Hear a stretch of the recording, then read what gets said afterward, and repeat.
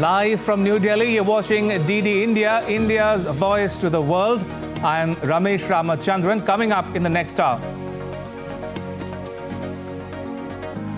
India's financial inclusion plan achieves a significant milestone with over 500 million registered bank accounts.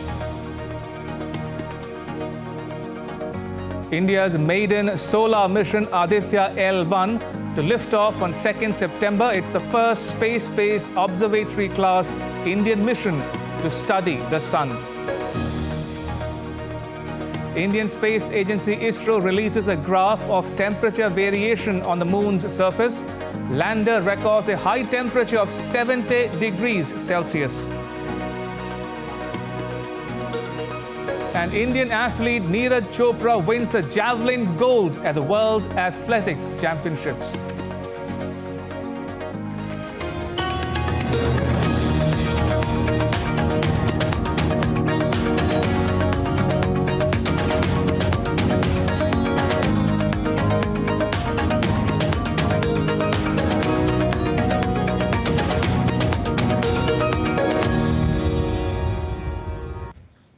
The Indian government has announced more than 50,000 new government jobs at an employment fair. The Ministry of Home Affairs was able to recruit staff in various central armed police forces, the Narcotics Control Bureau and Delhi Police. Prime Minister Narendra Modi told the new recruits that changes have been made to open up new avenues for youth.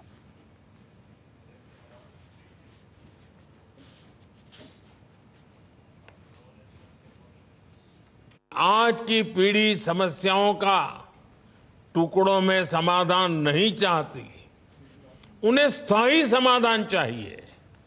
इसलिए public servants होने के नाते आपको ऐसे फैसले लेने होंगे, ऐसी जिम्मेवारियां निभानी होगी, हर पल ऐसे तैयार रहना होगा जो लंबे समय तक लोगों के लिए फायदेमंद हो। Prime Minister Modi said that India is the fastest growing economy and will soon become the third largest economy in the world. He said that sectors such as automobiles and pharmaceuticals will create huge job opportunities in the coming days.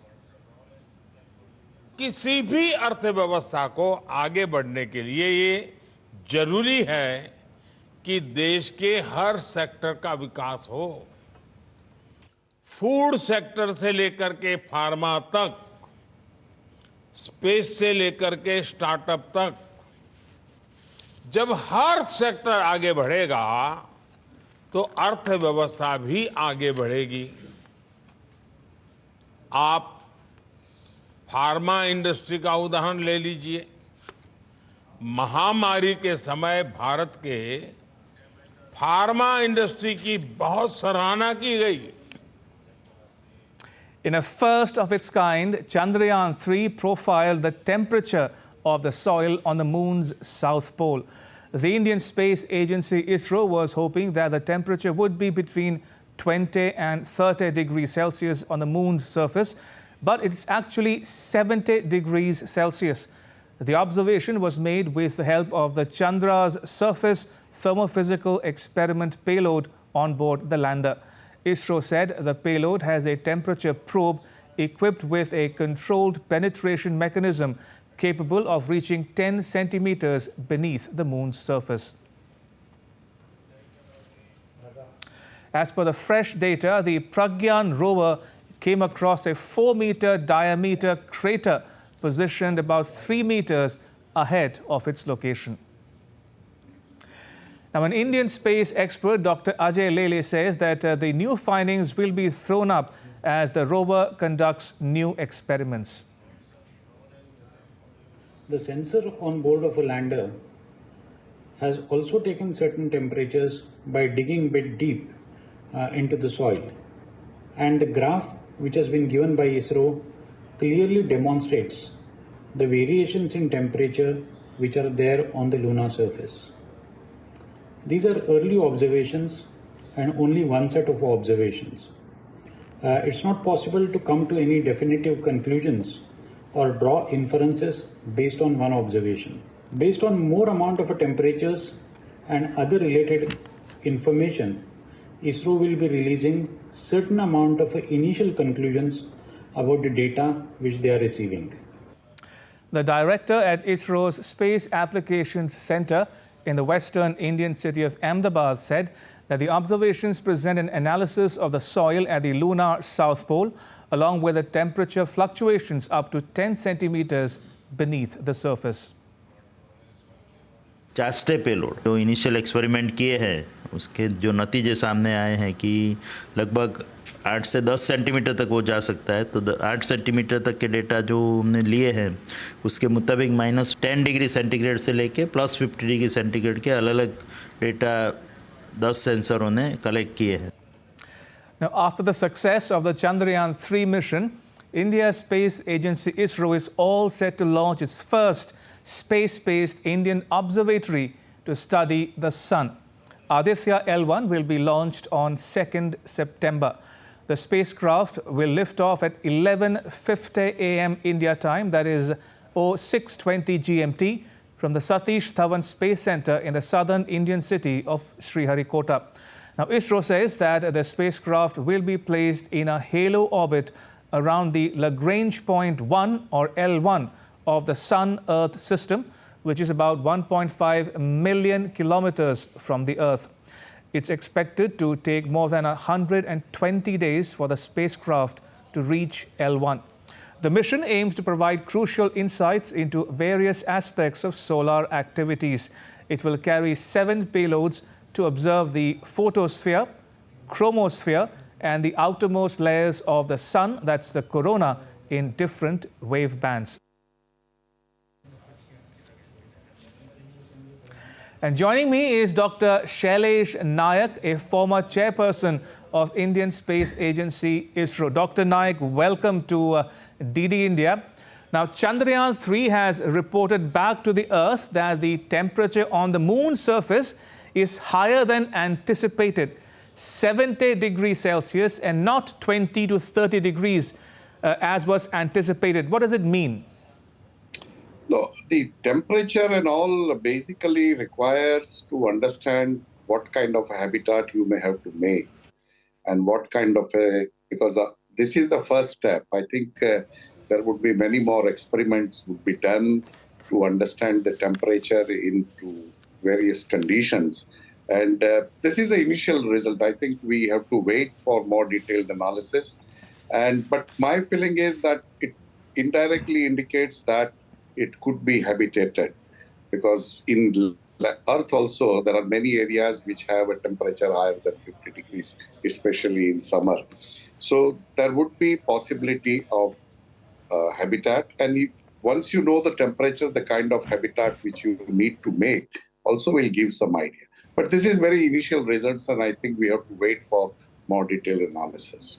All right, let me change tack and talk a bit, if you will, about India's solar mission. Now, 2nd September is its launch date. Now, is it called Aditya L1 for a reason? Yeah, it is the point where we could be positioned, which has the gravitational force between Sun and Earth is more or less similar. So it will be able to go around Sun all the time, and it will provide a lot of information about Sun, which we were not able to know from this distance. So it would be the first step. The storms and all such things which affects our communication system.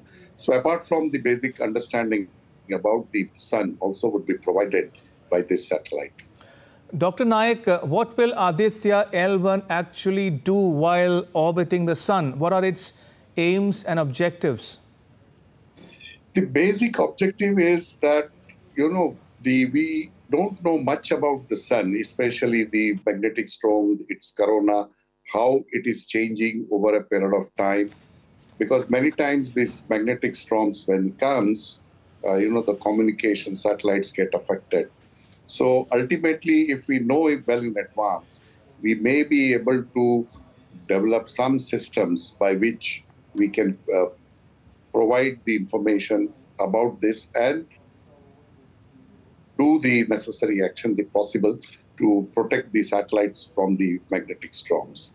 So that is one of the objectives. There are many other science objectives, and all this will take time because once it would come the initial data, and then there is a lot of analysis to be done. So I think we need to see that what kind of data comes. This is the first time we are doing, so there will be a lot of ifs and buts. We will need a lot of other input along with it to interpret this information. So if I understood you correctly, Dr. Naik, will the Aditya L1 tell us more about the sun's atmosphere, solar, wind, or for that matter, the sun's impact on climate here on the Earth?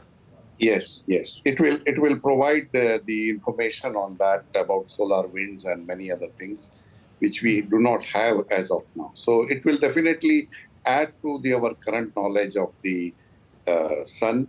And that is why not only India, but I think globally, there is a lot of interest in this Aditya mission.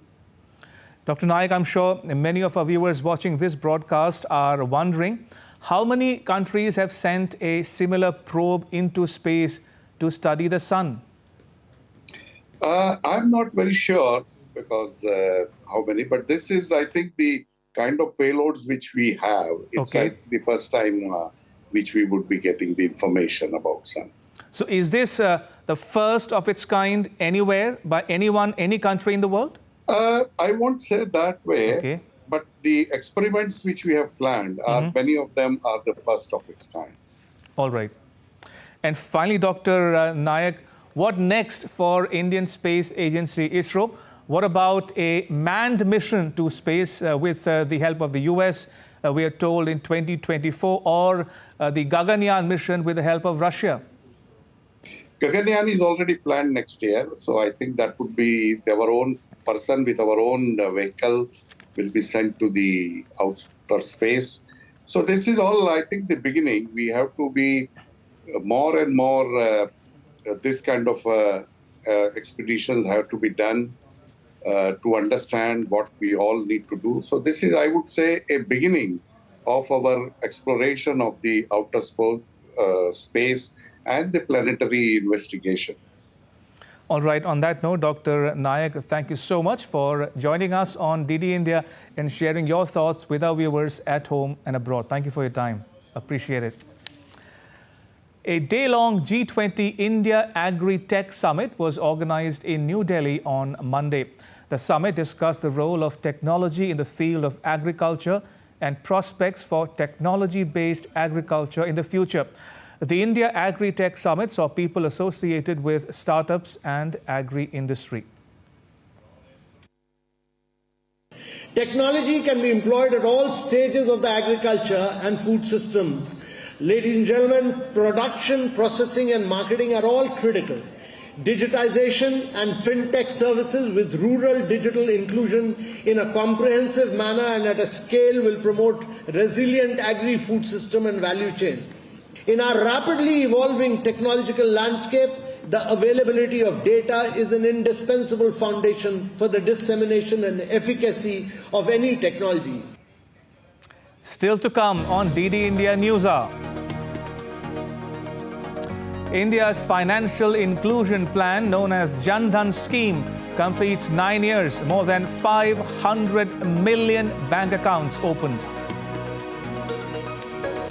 Commerce ministers of China and the US hold talks in Beijing to mend ties, but differences remain. And 2 killed in a missile attack in central Ukraine while a drone is downed near Moscow.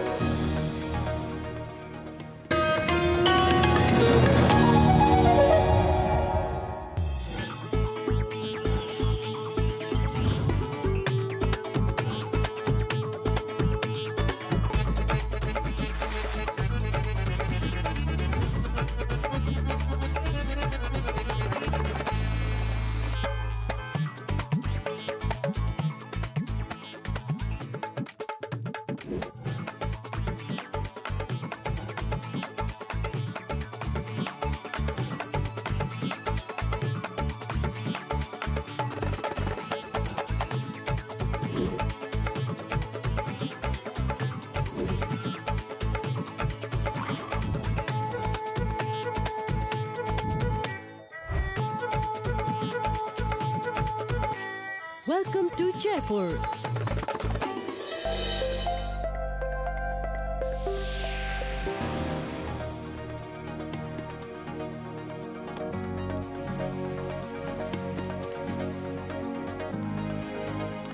You're watching DD India News Hour. I am Ramesh Ramachandran. Now take a look at some other stories making news around India. President Draupadi Murmu of India has released a commemorative coin featuring legendary actor and Andhra Pradesh's former Chief Minister N.T. Rama Rao at a function held in New Delhi. It marked his centenary birth year. One side of the coin depicts the Indian symbol of Ashok Chakra and 3 lions, while the other side has Rao's picture with a commemorative message. Children in the eastern state of Odisha are celebrating the success of Chandrayaan 3 by making eco-friendly Rakhi bracelets ahead of Raksha Bandhan. It's a Hindu festival that celebrates the relationship between brothers and sisters.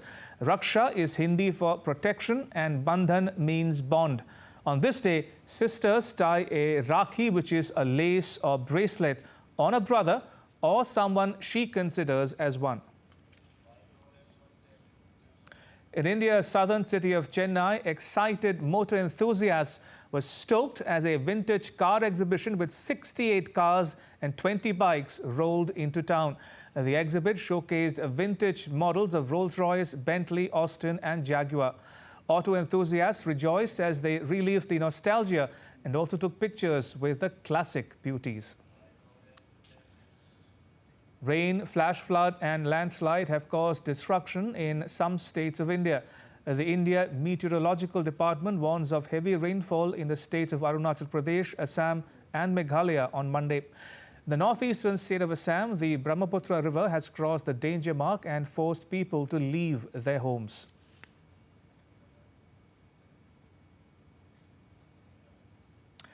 India's financial inclusion plan, known as Jan Dhan scheme, has completed 9 years. Indian Prime Minister Narendra Modi announced that more than 500 million bank accounts have been opened under the scheme. He said that besides financial benefits, the scheme played a key role in creating jobs, especially in rural areas of the country. Around 2.1 million bank mitras, which is Hindi for friend, are helping to open bank accounts and bring financial services to the doorstep of people.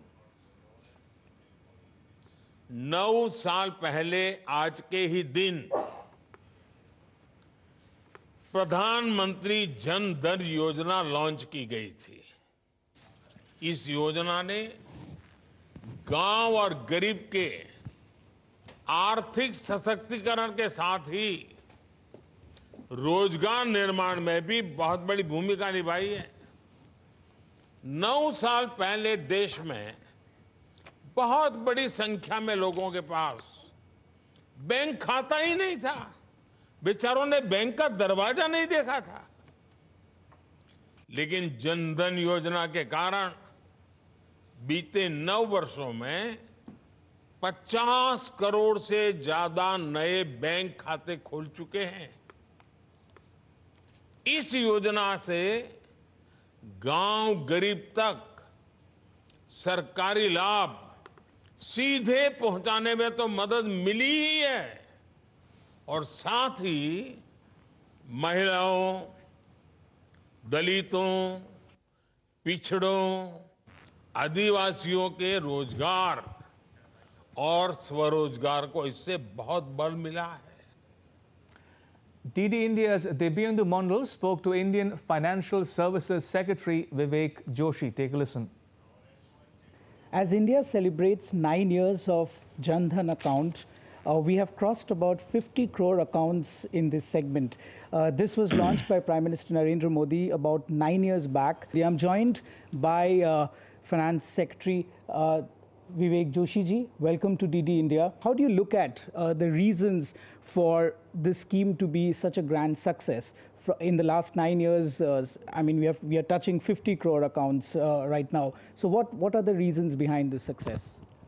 So there are, many reasons for the success of this scheme. This has been the grand vision of our Honorable Prime Minister, and he launched this scheme on 28th of August 2014, and in 9 years we have been able to achieve around 50 crore accounts till August 2023, and that is very satisfying. And many agencies of the government, outside the government, have worked it to make it as a public campaign, people's movement, and that is why we have been successful to come up to this numbers. Now that we have touched 50 crore accounts, what next for the ministry? What are you targeting? Maybe another 50 crores in the next 5 years? We look at the total number of accounts and the total population of the country, then we will see that we are almost near saturation. So, I mean, covering another 50 crore is slightly tall ask, so if we look at the total number of accounts, including these 50 crore account, they are approximately 160 crore. Whereas our population is maybe approximately 136 crore or 137 crore. I mean, it's anybody's guess. So we are near saturation, but still there are people who need to be covered under this scheme. They need to be opened their account. Each year we are adding almost 3 crore new beneficiaries into the fold of this scheme, and we will continue doing that, for which we take various campaigns at different points of time. We just finished one campaign in last July. We propose to do another campaign from October. In these campaigns, we not only cover this Jan Dhan accounts, but we also motivate the participants of these scams for enrolling themselves in PMJJBY and PMSBY, Pradhan Mantri Jeevan Jyoti Yojana and Pradhan Mantri Suraksha Bima Yojana. Thank you, Mr. Joshi, for joining us, and wish you many more success in this sector.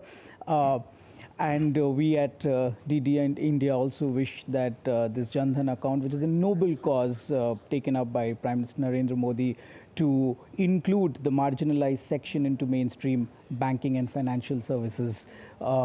With camera person Kumar Dutt, this is Dibyendu Mondal for DD India from New Delhi. U.S. Commerce Minister Gina Raimondo has called for a stable commercial relationship with China. Raimondo is holding 3 days of talks with Chinese officials and business leaders. She met her Chinese counterpart Wang Wenzhou in Beijing on Monday. Wang said that China is ready to work to foster a more favorable policy environment for U.S. and Chinese businesses. Relations are tense as the U.S. works with allies to block China's access to advanced semiconductors, while Beijing is restricting shipments from a prominent chip maker.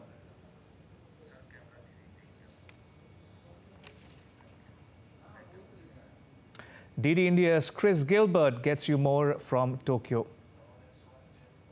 There's going to be a raft of issues on the table, but I think the main thing that's really front and center in all of this is going to be the future pathways towards a productive, pragmatic and cooperative relationship between these two countries, especially in this area. There's a lot of optimism here. The Commerce Secretary is, of course, going to discuss challenges that are going to be facing U.S. businesses in China in the future pathways for cooperation. China has some concerns about difficulties that remain in the relationship. Their perspective is that there are significant challenges to dealing with the U.S., but both parties are really on the same page. It's very interesting at the moment that this visit was prefaced by some higher-level visits from John Kerry, from Anthony Blinken, from Janet Yellen, and yet all eyes are on the Commerce Secretary at the moment with the most hope for this relationship, and that is because as Secretary Raimondo has said, that commerce and trade is far away from the world of global security and the snags that are there, and also, it is the area of most pragmatism and cooperation between these two countries. However, as I mentioned, there is potential obstacles, which is, as I said, the calls by the US to decouple, or as they say, de-risk their economies from China, and the backlash they face from China over that. And also from the Chinese perspective, they have doubts about the sincerity of all US officials, to be perfectly blunt. They want the US to put their money where their mouth is on issues, and it's going to take a long time from here, many of these visits from here, for the US to show China that when they conclude these talks, when they do make deals and agreements, that they are willing to follow through on what they say. And from there, we may see a real mending of ties potentially. Russia launched an overnight air attack on northern and central Ukraine. Ukrainian officials have said the country's air defense systems downed 4 cruise missiles. An air alert was announced throughout the country. Meanwhile, Moscow reported more drone attacks against Russian cities. Dasha Chernyshyova reports from Moscow. Russian Ministry of Defense says it has carried out a high-precision strike against a Ukrainian airfield near Pinchuki in Kiev region. All designated targets, according to the ministry, have been destroyed. It also says that Russian troops have successfully repelled 5 attacks by Ukrainian forces in the Uspenovka and the Robotyno districts of the Zaporizhia region. And in the Kupiansk direction, Moscow says it has repelled 11 attacks by Ukraine and hit up to 120 military personnel. In the meantime, a multi-story residential building in Russia's Kursk region was hit by a Ukrainian drone, according to Kursk governor Roman Starovoyt. No one was hurt, but a number of windows was shattered. Another Ukrainian drone was shot down in Russia's Bryansk region that borders Ukraine. Separately, Russia's investigative committee has confirmed the death of Yevgeny Prigozhin, Wagner boss. Formal genetic analysis proved the identities of all 10 victims. They correspond to the list stated in the flight list, according to the authorities. Dasha Chernyshyova reporting in Moscow for DD India. A Pakistani court has dismissed the murder charges against its former Prime Minister Imran Khan, who was charged with the killing of a lawyer in June. He faces over 100 cases since being ousted in a parliamentary vote of no confidence in April last year. A high court in Islamabad is due to deliver its ruling on an appeal filed by him seeking to suspend his conviction in a graft case.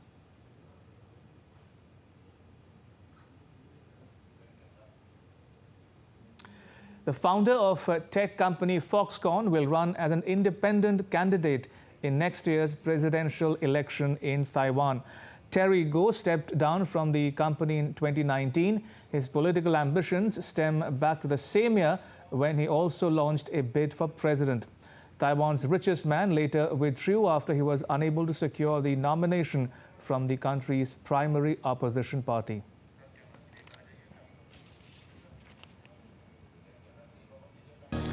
Still to come on DD India News Hour. 21-year-old with no criminal history kills 3 in the U.S. state of Florida.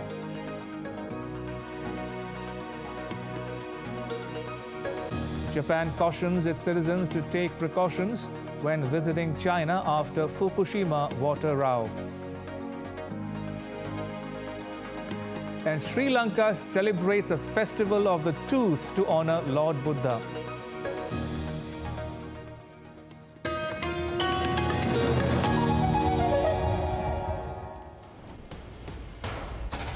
Wherever news breaks, whatever it takes. Connecting corners, cutting across continents. Stories that matter from across the globe. Accurate, authentic journalism that serves you right. From politics to glamour, from sports to world affairs, with a fusion of aesthetics and substance. Introducing news in a new avatar. Experience the world through a new lens. Stay tuned to DD India for an exciting journey beyond.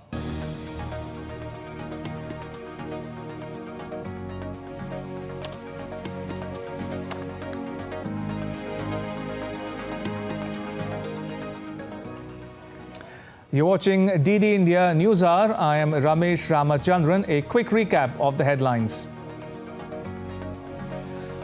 India's financial inclusion plan, Jan Dhan Yojana, achieves a significant milestone with over 500 million registered bank accounts.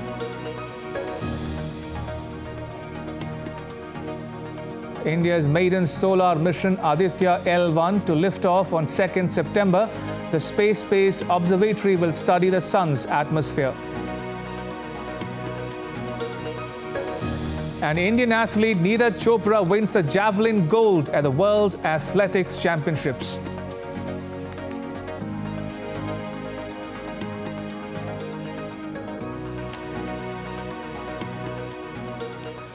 Police in the U.S. state of Florida have identified the gunman who shot and killed 3 black people at a shop in the southeastern U.S. city of Jacksonville. Police say the shooter was just 21 years old with no criminal history. Ryan Christopher Palmiter was armed with advanced rifles. His act of atrocity left 2 men and a woman dead at a general store in Florida. All the victims were black. Police have described the shooting as racially motivated. The manifesto is quite frankly the diary of a madman. He was just completely irrational. But with his irrational thoughts, he knew what he was doing. He was 100% lucid. He knew what he was doing. And again, it's disappointing that anyone would go to these lengths to hurt someone else. Hundreds of people gathered at a prayer vigil in Jacksonville to honor the victims. Florida's governor and local officials also attended the prayer meet. And so today is about showing up for these residents that did not deserve what happened. They didn't deserve this. We cannot have someone come from another county and shoot up this community.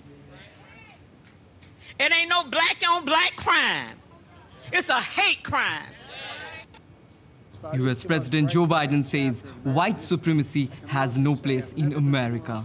The incident took place on a day when the United States was celebrating the 60th anniversary of the Washington March, which called for equal rights and an end to discrimination on the basis of race, color, religion, and sex. Abhishek Bose for DD India.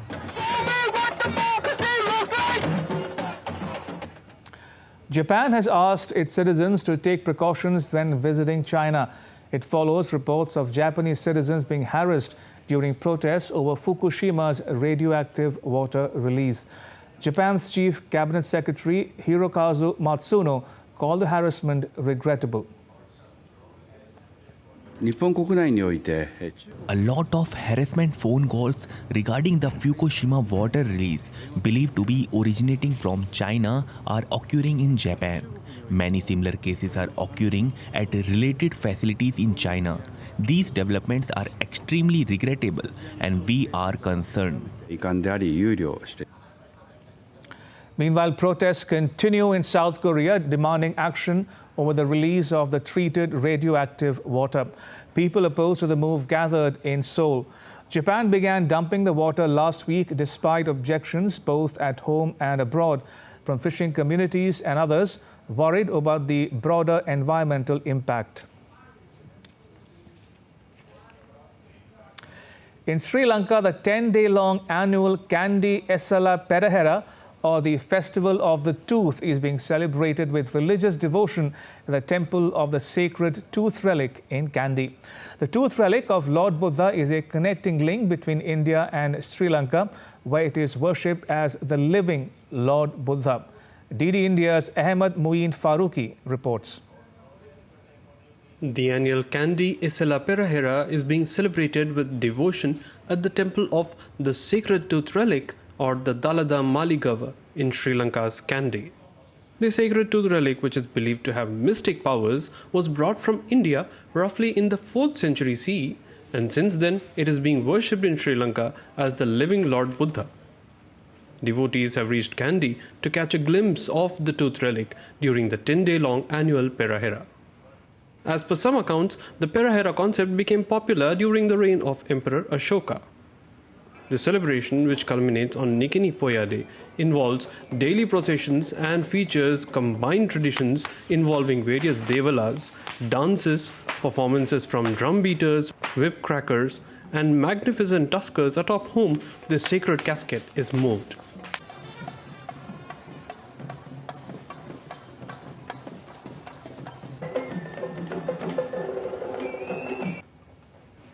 At an auspicious time, the shrine room is cleaned and the casket holding the relic is moved with utmost veneration. This is Asala Perahera, it's like a cultural event in Sri Lanka because most of the cultures are connected. So this has a deep meaning inside this Perahera as well.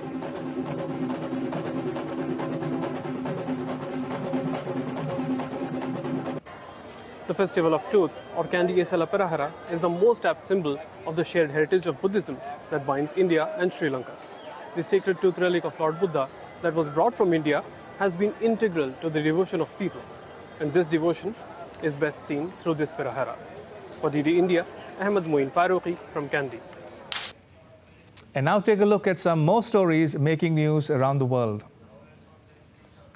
Thousands of people were evacuated from multiple provinces in China after heavy rains triggered flooding and landslides.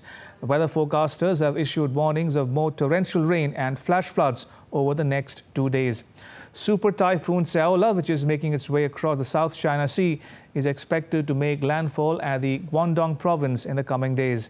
Looking at this situation, the Chinese government has called for more precautions against the flooding.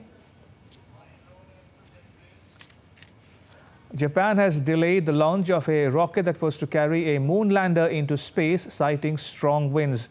The launch was suspended for the third time on Monday, less than 30 minutes before the planned liftoff. The rocket is expected to carry Japan Aerospace Exploration Agency's smart lander for investigating the moon. It would be the first Japanese spacecraft to land on the moon. At least 23 people were killed after Houthi fighters launched a surprise attack on Yemeni government forces in the country's southern province of Laj. Over the past few years, the country has been embroiled in a devastating civil war. Despite several rounds of talks, no comprehensive resolution has been reached.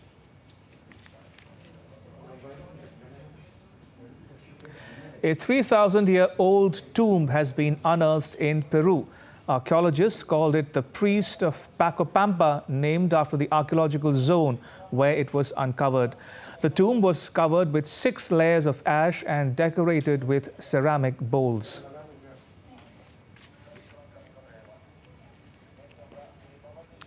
And still to come on DD India News Hour.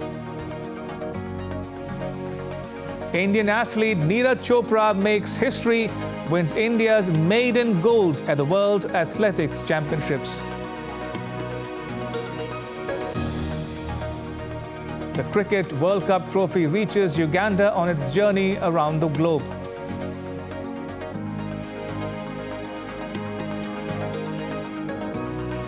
And the much anticipated US Open begins today.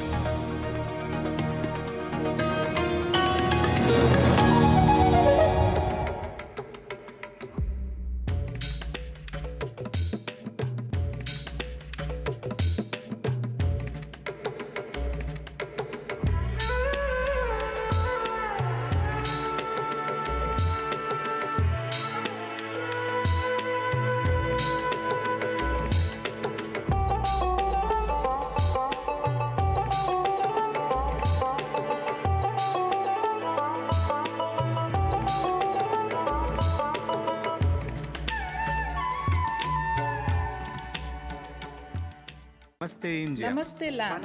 Marhaban ila al-Hind. Zari India. Salam India. Namaste India. Namaskar Bharata.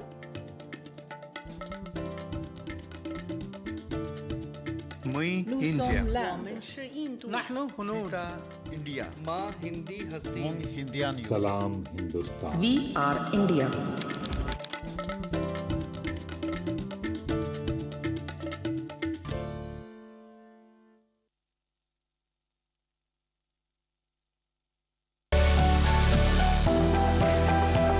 Turning crisis into opportunity, transforming ideas into action. Stories of real change, tales of sustainable solution. This series is going to tell stories of such change makers.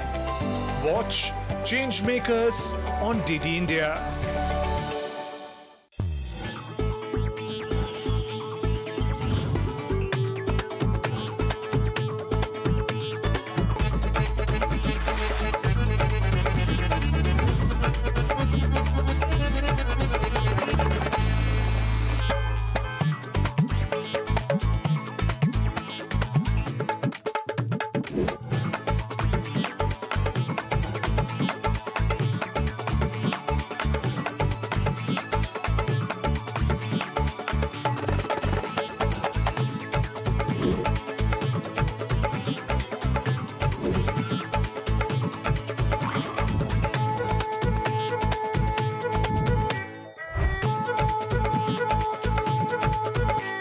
Welcome to Jaipur.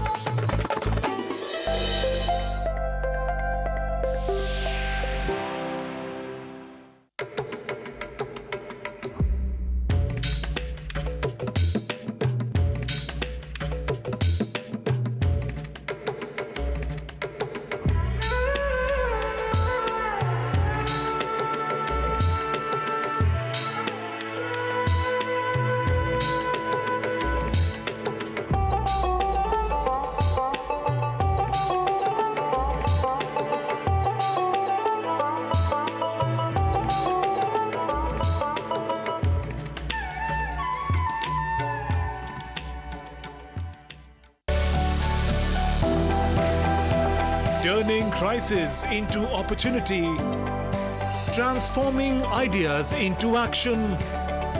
Stories of real change, tales of sustainable solution. This series is going to tell stories of such change makers. Watch Change Makers on DD India.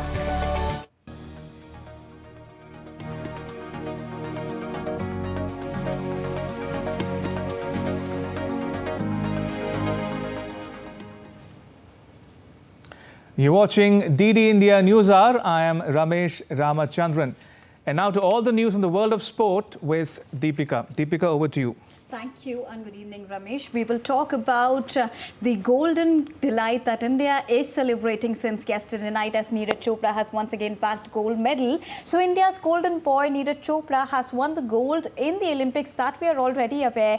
He bagged another one in Asian Games. Then the Commonwealth Games was yet another edition, and World Championships as well. And the Diamond League, not to forget, where he got his personal best. Now this another gold medal adds yet another feather to the already glittering hat of India. Here's a report. Olympic champion Neeraj Chopra scripted history yet again as he became the first Indian to win a gold medal in the World Athletics Championships with a big throw of 88.17 meters in the men's javelin final. With this, he became the first Indian athlete to win a gold medal at World Championships. The President of India congratulated the golden boy. On social platform X, formerly called Twitter, the President wrote, and I quote, "India is proud of Neeraj Chopra. I convey my heartiest congratulations to him. I wish his legend would grow with more such feats." Indian Prime Minister Narendra Modi also congratulated him as he wrote, "The talented Neeraj Chopra exemplifies excellence. His dedication, precision and passion make him not just a champion in athletics, but a symbol of unparalleled excellence in the entire sports world. Congrats to him for winning the gold at the World Athletics Championships." Indian Sports Minister Anurag Singh Thakur congratulated Neeraj Chopra on winning a gold medal. The minister says the entire nation is proud of his achievements. The golden boy of athletics, I must say that he has done it again. We are so proud of his achievements. Congratulations to Neeraj Chopra. 1.4 billion Indians feels proud today. And not only Neeraj Chopra, but the other two players have done also well. We're among the top 5. There were about 3 players who have done extremely well. And I'm sure they'll keep it up for the next Asian Games and the Olympic Games. Neeraj Chopra adds another golden page to the history of Indian sports. His superlative performance in the javelin throw will inspire millions of young athletes. Sports Desk, DD India. And now let's take a look at how India is celebrating this great news.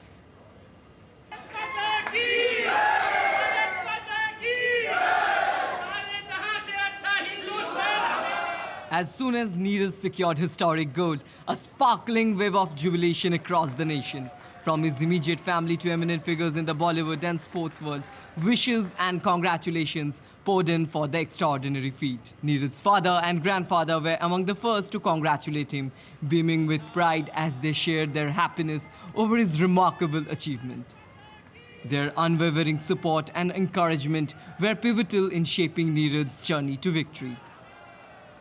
जो उसका game अभी Olympic तक के जो बचे हैं बस उनमें और बढ़िया परफॉर्म करे तो आने वाली जो बच्चों नई पीढ़ी जो हैं उनको एक थोड़ी प्रेरणा मिलेगी कि भाई नीरज ने ये किया है तो हम इससे भी अच्छा करने की कोशिश करेंगे देश को मतलब मान सम्मान दिलाने के लिए। उसकी मेहनत को देखते हुए हमें है भाई वो अच्छा ही करेगा, ईमानदार है, मेहनती है और उसको पीछे घर की भी सोच और देश की भी सोच रखता है वो। Indian Army extended heartfelt congratulations to Neeraj Chopra. On social media platform X, formerly called as Twitter, Army posted, his dedication and relentless efforts resonated with his comrades in arms, celebrating his glory on this grand stage. Cricket icon Sachin Tendulkar, along with other veteran cricketers, joined the chorus of voices hailing Neeraj Chopra's triumph. Their well wishes not only acknowledge his monumental victory, but also inspire a camaraderie across different sports disciplines. Esteemed Olympic players, including Avina Bindra and Mirabai Chanu, congratulated Neeraj Chopra for his unwavering commitment and the transformation of hard work into resounding success. Their shared experience of overcoming challenges echo the spirit of sportsmanship that binds them. His victory transcended the boundaries of sports, resonating even within the gleesy realm of Bollywood. Numerous celebrities from the entertainment industry extended their warm wishes to the star javelin thrower, celebrating his achievement as a symbol of national pride. Sports Desk, DD India. In cricket, the ICC Men's One-Day International World Cup inches closer.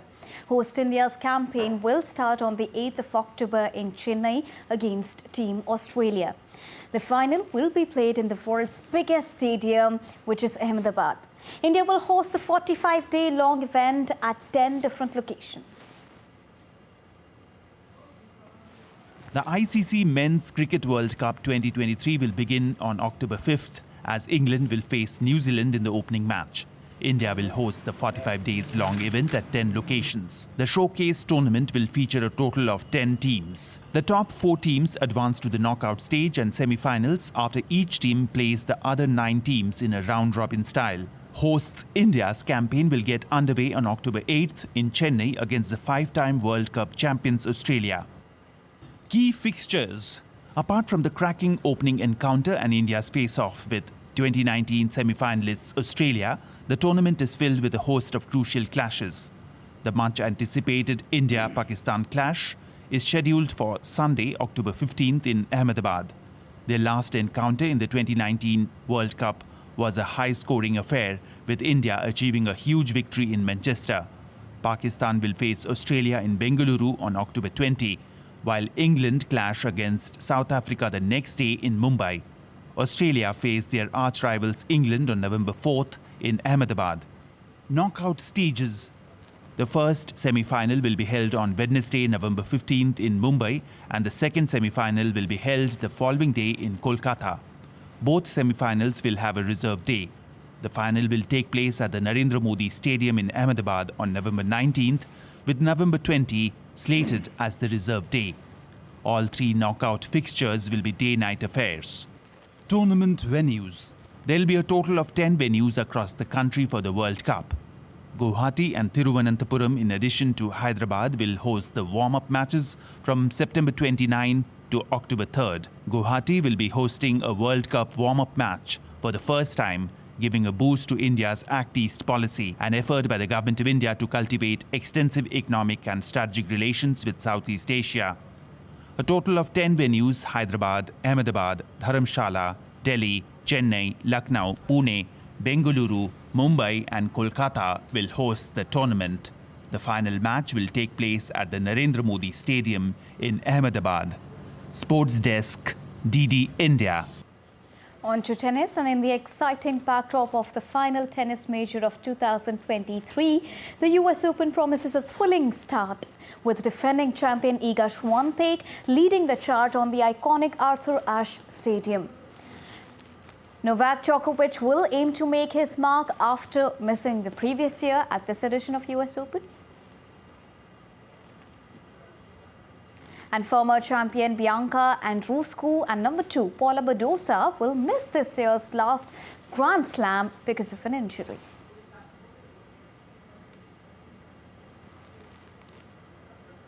In Premier League clash, Darwin struck 2 late goals to complete a remarkable turnaround, and he gave 10-man Liverpool a dramatic victory against Newcastle United. Liverpool beat Newcastle United by 2-1. In another match, Man City beat Sheffield United.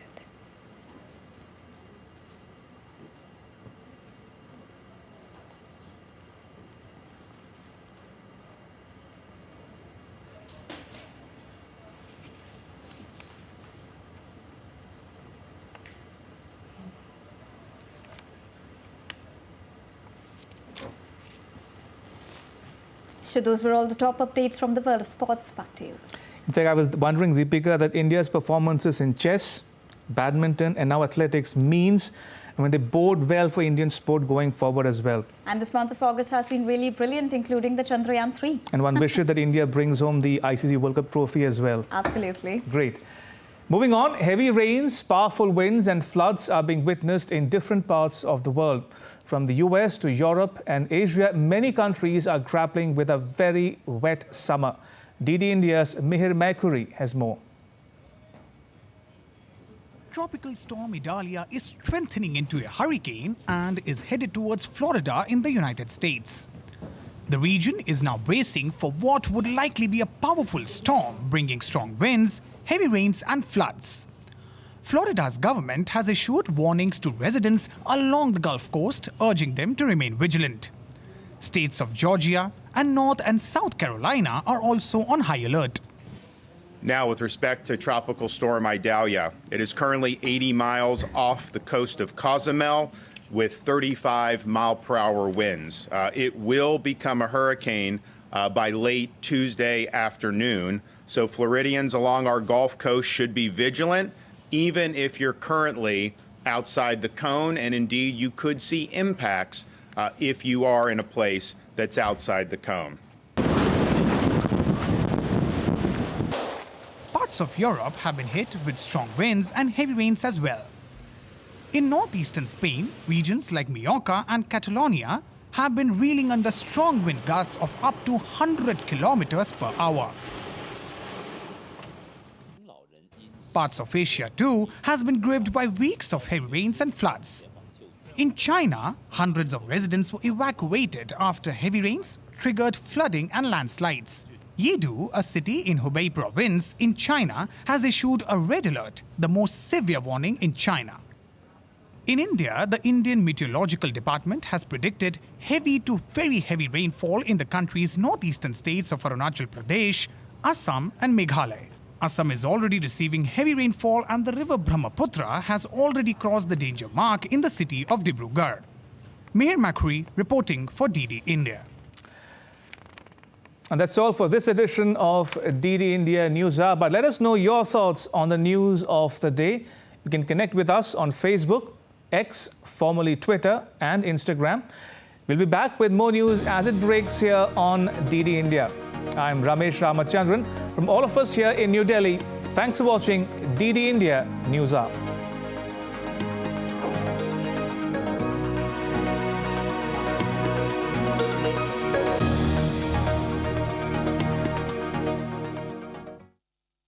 India. Namaste land. Marhaban ilal Hind. Zari India. Salam India. Namaste India. Namaskar Bharata.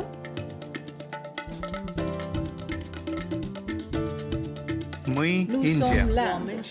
نحن هنود. India. माँ हिंदी हस्ती Hung Hindian. Salam Hindustan. We are India.